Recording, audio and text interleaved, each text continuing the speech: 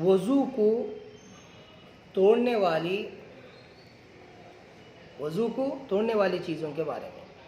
ناپاک چیز بدن سے نکل کر کتنی بہہ جائے تو وضو ٹوٹ جاتا ہے۔ کوئی ناپاک چیز بدن سے نکل کر اس مقام کی طرف جس کا وضو یا غسل میں دھونا فرض ہے تھوڑی سی بھی بہہ جائے تو وضو ٹوٹ جاتا ہے۔ آنکھ میں خون نکل کر آنکھ کے اندر بہا یا باہر نہیں نکلا تو وضو ٹوٹا یا نہیں؟ نہیں ٹوٹا، کیونکہ آنکھ کے اندر کا حصہ نہ وضو میں دھونا فرض ہے نہ غسل میں۔ اگر زخم پر خون ظاہر ہوا، اسے انگلی یا کپڑے سے پونچھ لیا، پھر ظاہر ہوا، پھر پونچھ لیا، کئی بار ایسا کیا تو وضو ٹوٹا یا نہیں؟ یہ دیکھو کہ اگر خون پونچھا نہ جاتا تو یہ خون بہہ جانے کے لائق تھا یا نہیں۔ اگر اتنا تھا کہ بہہ جاتا تو وضو ٹوٹ گیا، اور اگر اتنا نہیں تھا تو وضو نہیں ٹوٹا۔ یعنی مثلا بدن میں سے یا پھوڑے پھنسی میں سے پیپ نکل رہا ہے یا خون نکل رہا ہے، آپ اس کو صاف کر رہے ہیں، اندازہ لگائیے کہ وہ خون نکل کر بہہ سکتا تھا تو وضو ٹوٹ جائے گا۔ بہنے کا اندیشہ نہیں ہے تو وضو نہیں ٹوٹے گا۔ قے میں کیا چیز نکلے تو وضو ٹوٹے گا؟ قے میں پت یا خون یا کھانا یا پانی نکلے اور منہ بھر کے ہو تو وضو ٹوٹ جائے گا، اور اگر خالص بلغم نکلے تو وضو نہیں ٹوٹے گا۔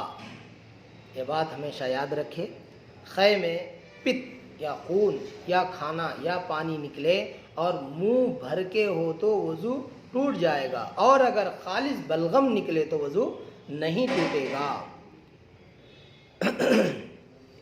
اگر تھوڑی تھوڑی قے کی کئی مرتبہ ہوئی تو کیا حکم ہے؟ اگر ایک متلی یعنی ایک مرتبہ چھلے میں سے کئی بار قے ہوئی اور اس کا مجموعہ یعنی وہ پورا جمع کرے تو اس قدر ہے کہ منہ بھر جائے گا تو وضو ٹوٹ جائے گا۔ ہاں، اگر ایک متلی سے تھوڑی قے ہوئی، پھر وہ متلی جاتی رہی اور دوبارہ متلی پیدا ہو کر تھوڑی سی قے ہوئی تو ان دونوں مرتبہ کے قے کو جمع نہ کیا جائے گا اور وضو نہیں ٹوٹے گا۔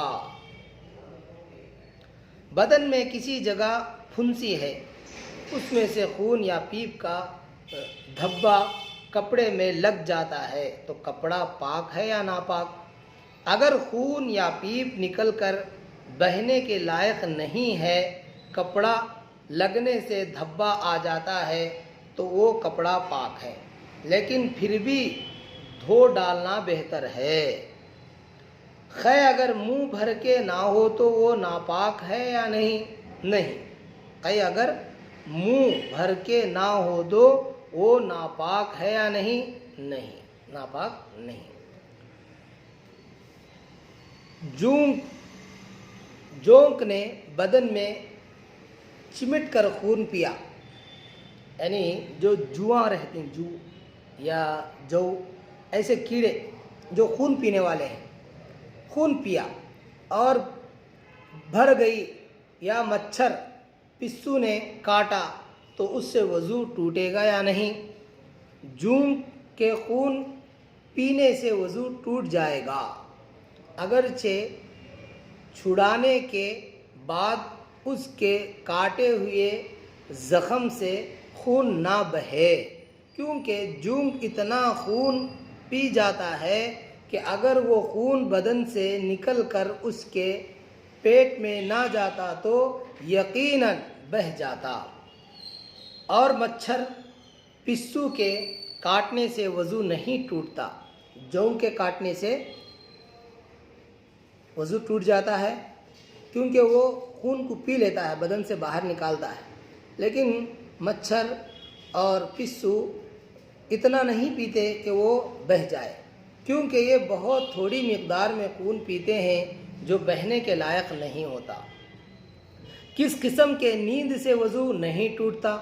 کھڑے کھڑے سو جانے یا بغیر سہارا لگائے ہوئے بیٹھ کر سونے یا نماز کی کسی ہیئت پر سونے سے وضو نہیں ٹوٹتا، جیسے سجدے میں سو گیا یا قیدے میں سو گیا تو وضو نہیں ٹوٹے گا۔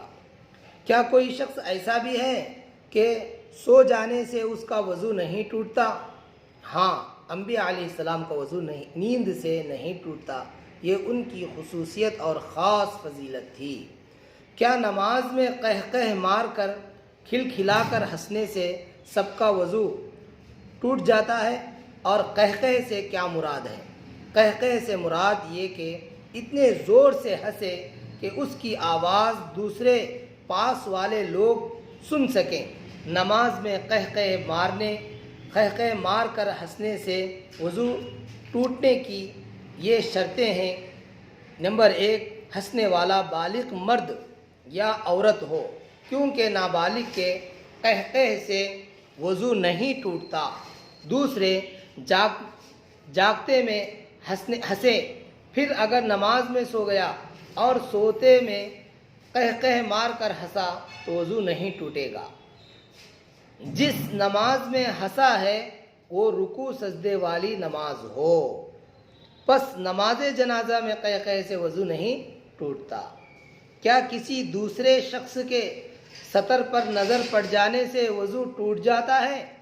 اپنے یا کسی دوسرے شخص کے سطر پر یعنی شرمگاہ پر قصدن یا بلا قصدن نظر پڑنے سے وضو نہیں ٹوٹتا۔